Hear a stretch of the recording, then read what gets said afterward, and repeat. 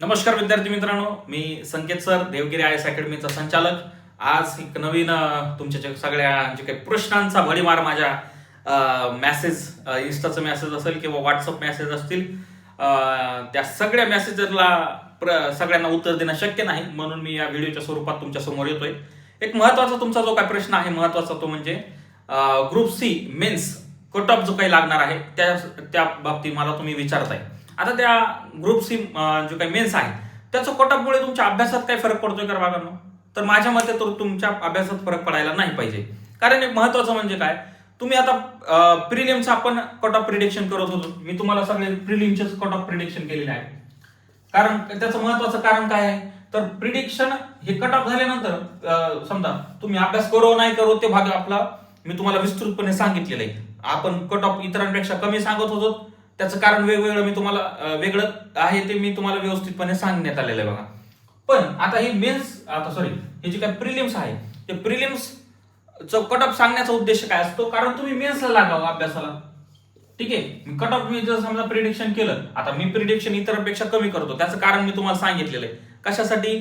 जर तुम्ही कमी सांगितलं आणि यथाकथेची जर बसला तर तुमचा फायदाच आहे, आणि जर नाही बसला तरी साहजिकच तुम्ही एक वर्षाचा अभ्यास का प्रिलिमचा करीत नाहीत.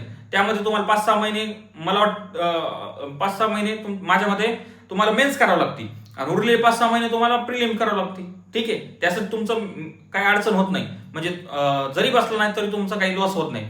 आणि जर यदा कदाचित सर समजा जर तुम्ही बसलात आणि जर तुम्ही अभ्यास चालू केला नसेल तर मग साहजिकच बघा ना, त्या 2 आणि 3 महिन्यामध्ये काय अभ्यास होणार आहे मेन्स तुम्हाला. ठीक आहे, त्यासाठी तुम्ही मेन्स देखील बसून देखील क्वालिफाय होऊ शकत नाही. त्यासाठी मी कट ऑफ कमी सांगितलेला आहे. ठीक आहे, आता राहिला कोणता भाग, हा मेन्सचा जो काही प्रिलिम्सचा जो काही कट ऑफ सांगण्याचा उद्देश असतो तो म्हणजे आपल्याला मेन्स पुढे राहिलेली असते, त्यासाठी मेन्स प्रिलिमचा कट ऑफ मी सांगत असतो. आता तुम्हाला मेन्सचा कट ऑफ सांगून काय होणार आहे बाबा, काय फरक पडणार आहे? आता समजा जर मी म्हणलो 110 लागेल बाबा, आता लागणार तर नाही, त्यापेक्षा जास्तच लागेल.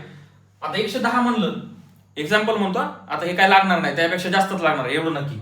आता ठीक आहे, समजा 150 लागलं असं कन्सिडर करा.